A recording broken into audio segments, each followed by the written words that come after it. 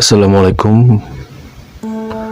Saya punya pengalaman yang saya alami ketika saya dulu sering touring ke luar daerah. Kalau saya touring ini kadang-kadang memang persiapannya tidak selalu optimal karena ini serba mendadak. Ketika bertemu dengan kawan dan seumpama pada saat itu kita ada rencana touring, ya tidak pakai lama. Ini kita langsung touring saja keluar kota. Ya walaupun memang di sini ini touringnya tidak begitu jauh ya. Jadi mungkin hanya ke kota tetangga. Namun ya ukurannya lumayan, kalau untuk secara jarak lumayan jauh. Kalau touring yang memang betul-betul touring kan seumpama dari Jakarta Surabaya atau Jakarta Medan. Namun saya ini lebih tidak sejauh itu. Dan ketika touring pun juga saya beserta kawan ini tidak begitu banyak. Kadang-kadang malah sering ini saya beserta kawan ini hanya 2 motor dengan masing-masing single. Jadi ini kami hanya betul-betul berdua. Dan sering juga kami ini maksimal itu menggunakan 4 motor. Ada satu kejadian yang saya alami. Pada saat itu saya ini touring ke salah satu kota di Jawa Barat, dan kejadian itu memang sangat membekas sekali di benak saya. Jadi pada saat itu saya ini touring berdua dengan kawan saya. Saya ini berangkat dari Jakarta itu pukul atau sehabis Isya. Tentunya memang dari sore kita sudah merencanakan. Nah, ketika sehabis Isya kita ini langsung jalan.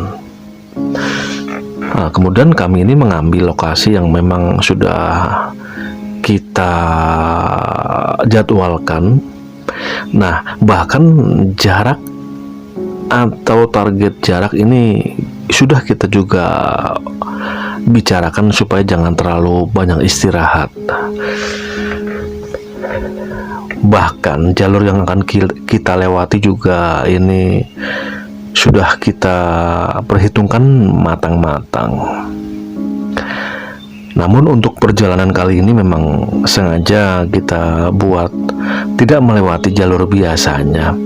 Kalau boleh dibilang ini bahkan untuk pertama kalinya kita melewati jalur ini. Jadi rencananya kalau kata kawan saya yang tahu Medan atau tahu jalur yang akan kami berdua tempuh ini memang seringnya akan melewati daerah-daerah yang sepi. Bahkan kata dia, ini sebut saja dengan Marwan ya, kawan saya ini. Kalau kata Marwan ini daerahnya akan banyak melewati tempat-tempat yang boleh dibilang ini jarang pemukiman. Namun dia berani menggaransi bahwa jalur itu aman, karena nomor satu yang kita hindari adalah jangan sampai jalur itu penuh dengan bahaya, apalagi yang namanya mungkin begal atau sejenisnya. Nah, singkatnya saya ini berdua pun berangkat. Dan ketika kami ini sudah berjalan kurang lebih 2 jam, itu sudah menempuh atau melewati satu buah kota yang tidak jauh dari Jakarta. Kita ngambilnya ke arah selatan ya. Dan di sana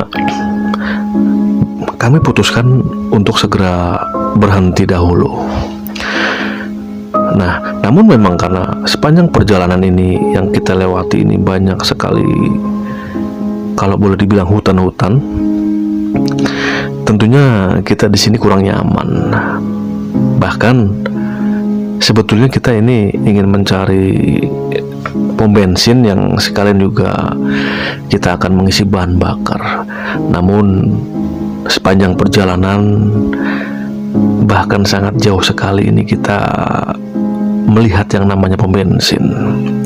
Hingga satu waktu kita ini mendapati satu pom bensin, dan di sana kita pun langsung beristirahat di musolahnya.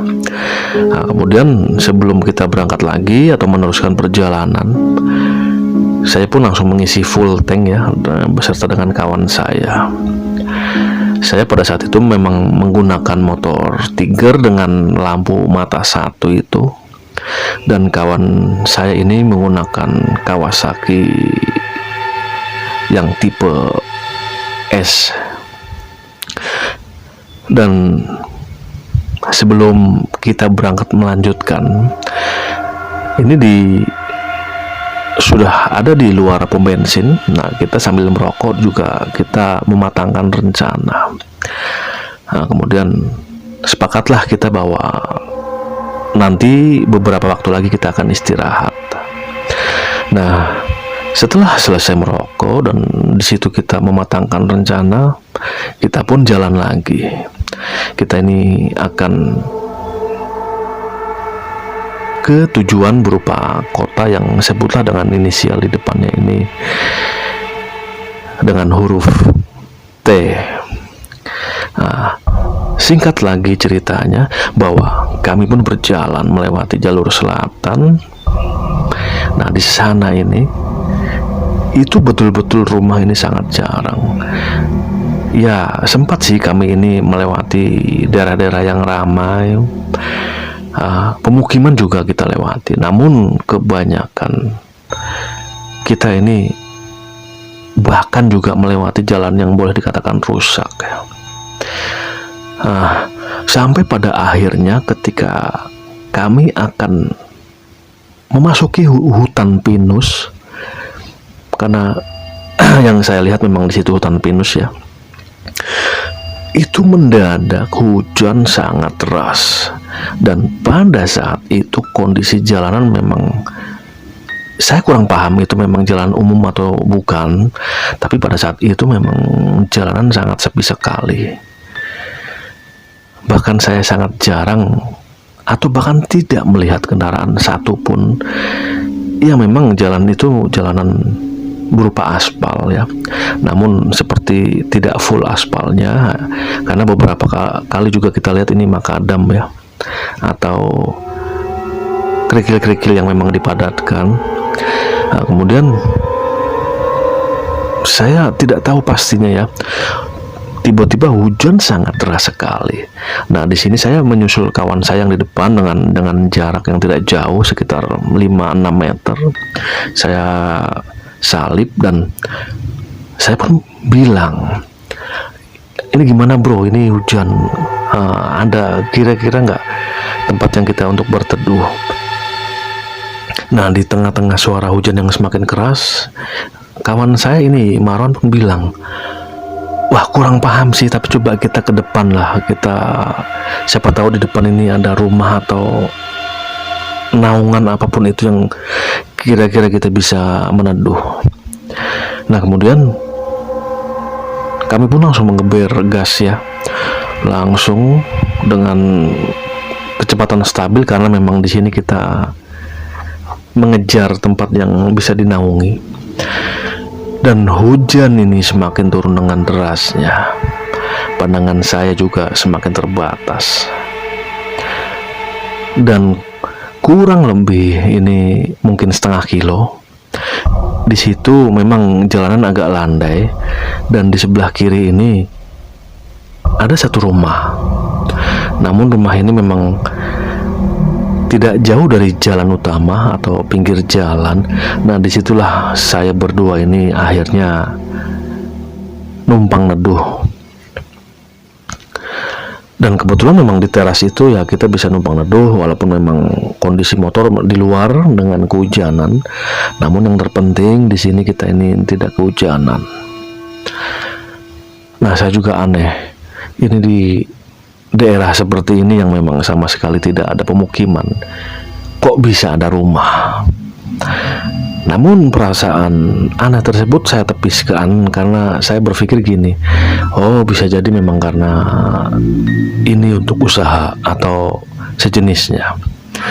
Nah, di dalam hujan yang memang semakin deras, ya untuk informasi, rumah ini rumah permanen dengan menggunakan tembok dan genteng tanah. Nah, ini saya pun langsung mengeluarkan rokok untuk menghangatkan tubuh.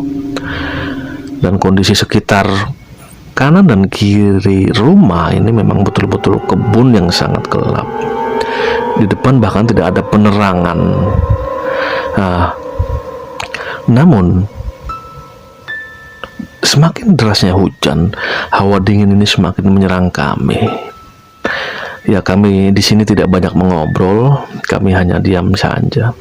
Dan semakin lama ini sangat sepi sekali suasananya. Hanya suara hujan yang semakin membesar. Sementara tempat motor kami ini diparkirkan, kondisinya ini semakin juga dipenuhi dengan air.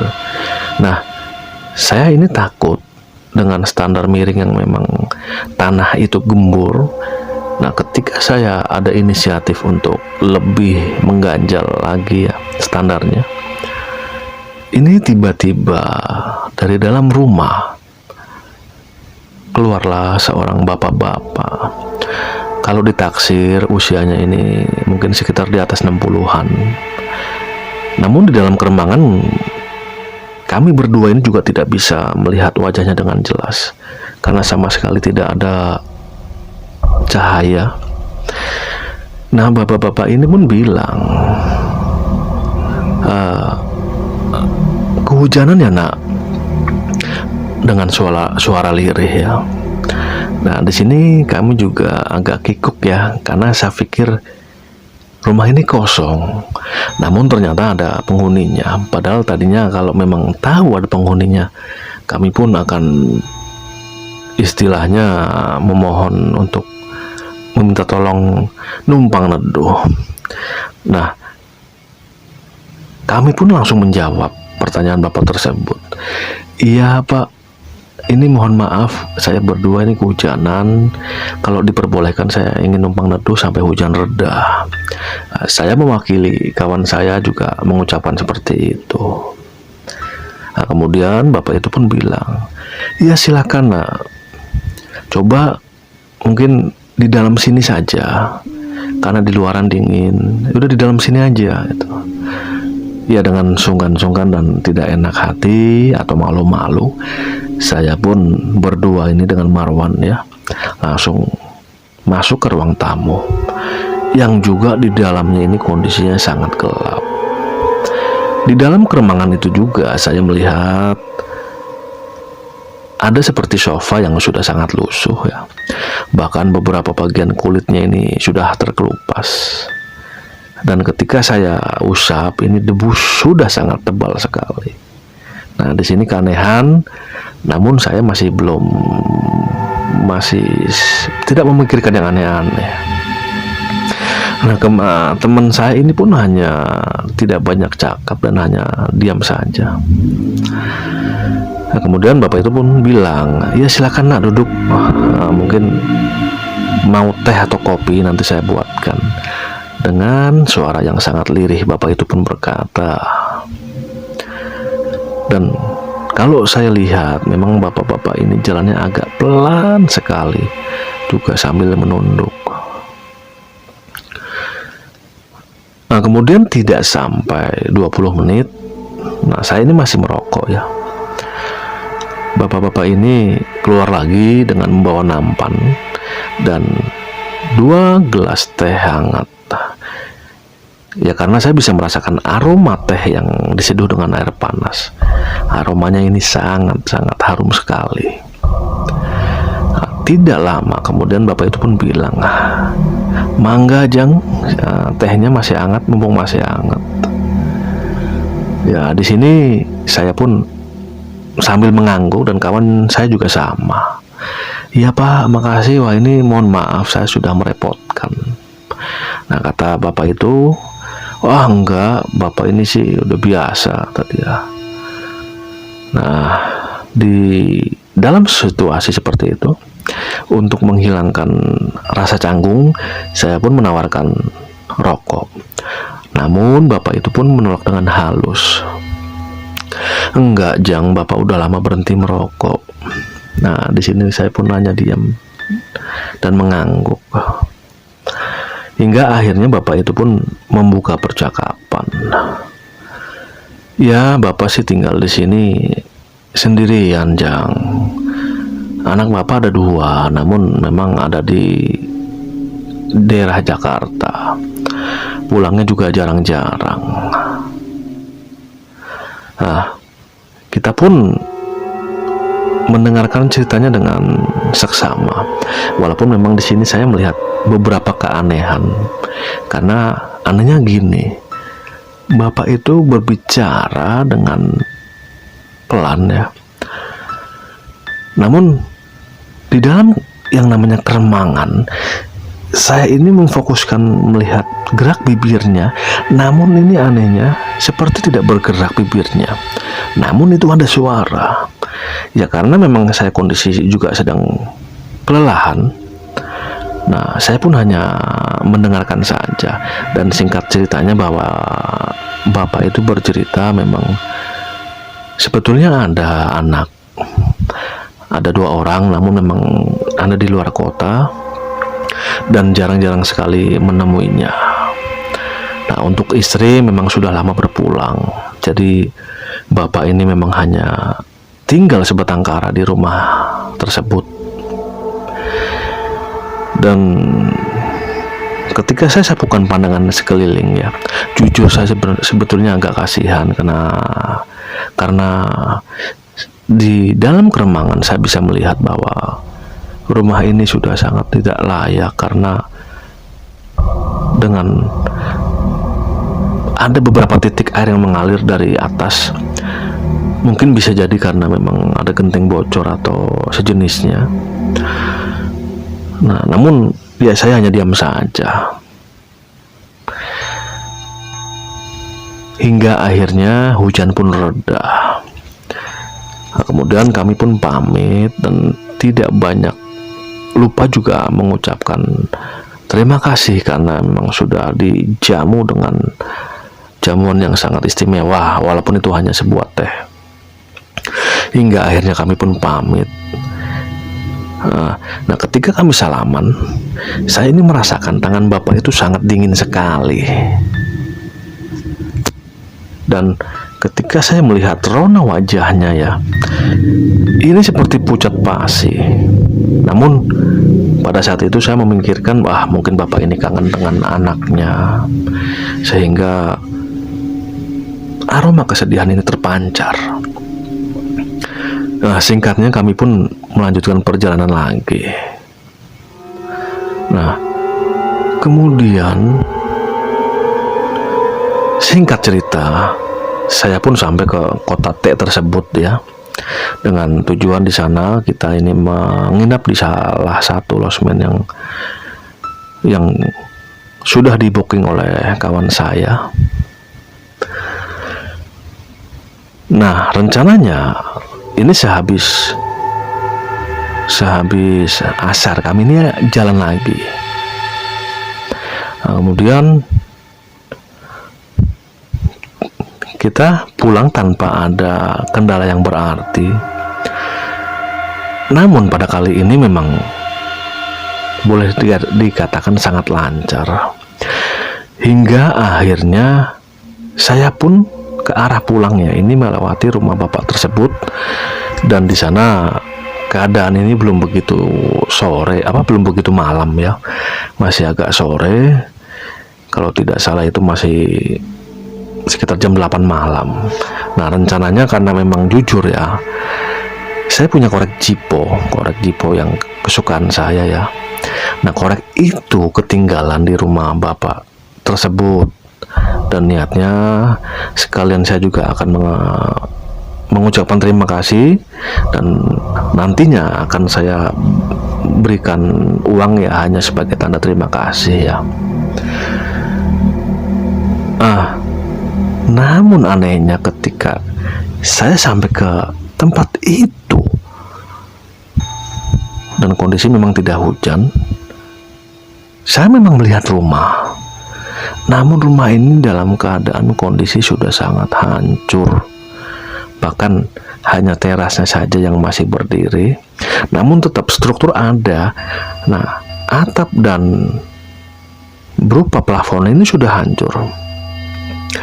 Di sini saya bingung sekali dengan menggunakan senter yang saya bawa. Nah, kawan saya hanya diam saja, tidak banyak omong. Saya ini meyakinkan lagi, apa betul rumah ini rumah kemarin yang kita lewati, yang kita numpang neduh pada saat kemarin?